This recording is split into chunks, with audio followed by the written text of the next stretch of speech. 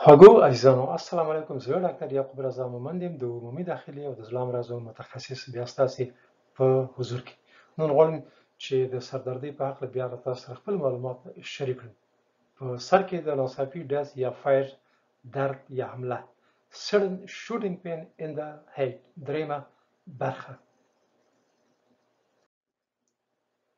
معمولا په دغه ډول سردردۍ کې درد ډیر کم دوام کوي، کمتر له یوې دقیقې څخه، یعنی pain lasting no longer than a minute. په دغه تصویرونو کې چې تاسو ګورئ ما ترسیم کړي دي، معمول سردردي په دغه قسمتونو کې چې دلته د ټمپورال ریجن ورته وایي، دلته البته لوکالایز کیږي او سبب د شدیدې سردردۍ ګرځي.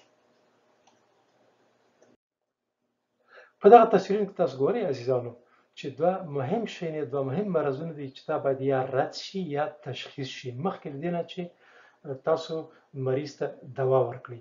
اول انیوریزم، دوهم برین تومور یا خپله د سر تومور یا د سرطان دانه په سر کې، دا باید یا رد شي یا تایید شي. انیوریزم خپله چیش ته وایي؟ انیوریزم دا یو موضعي یا لوکال پاتولوژیکه برآمدګي د شریان د جدار ده چې په دغه شکل کې تاسو ګورئ. ناروغي اکثرا په هغه رګونو کې منځته راځي په کومه کې چې وینه د لوړ فشار لاندې جریان لري. په دغه لاندیني تصویر کې تاسو ګورئ په ډېر اسانۍ سره کولی شئ دغه انیوریزم تشخیص کړئ یا رد کړئ. ډیره مهمه ده چې تاسو ګرانو عزیزانو خصوصا ډاکټر صاحبان او نوي فارغ شوي ډاکټران باید دې ته توجه وکړي.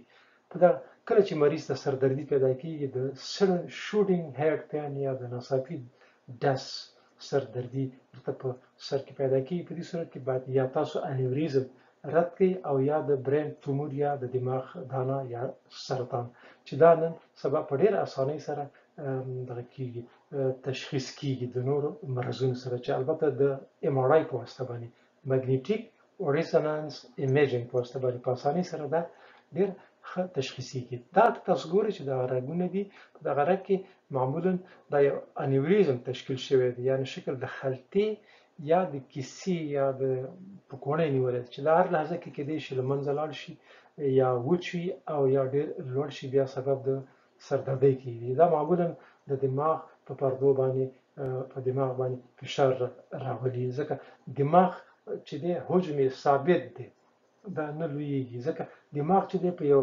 محدوده یو بسته سربسته فضا کې موقعیت لري. او نو کله چې دا دانه یا تومور منځته راځي یا دغه رقم انیوریزم منځته راځي، بیا دا د مغز په نورو پردو باندې په دماغ باندې فشار راولي او د مغز پردې متاثره کوي او عصبي رشتې چې هلته دي سبب د سردردۍ ګرځي. تداوی ډېره اسانه ده نن سبا په معاصر البته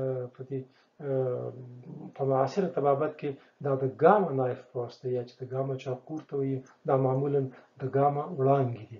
دا د ګاما نایف معنا نه ورکوي چې تاسو البته د چاقو په واسطه باندې ستاسې د تومور له منځه ځي. د ګاما شعاع دلته په سر کې د تومور باندې دا متمرکزه کیږي، فوکس کیږي او تومور بیخي له منځه وړي، حتی ریښې او جرړې له منځه ځي. مریض په خپلو پښو بیرته کور ته ځي او وضعیت یې ښه کیږي. عزیزانو دا معمولا په روسیه کې مسکو کې ډېر د قابل د اجرا دغه پروسیجر ده، په غربي اروپا کې، امریکا کې، حتی په هند کې هم اجرا کیږي. عزیزانو له یاده مو ونوځي چې دا مهم ټي وي تلویزیوني چینل د لایک شیر او د دوستانو سره شریک کړي چې نور هم ترې استفاده وکړي. تر بیا ډاکټر یعقوب رضا مومند.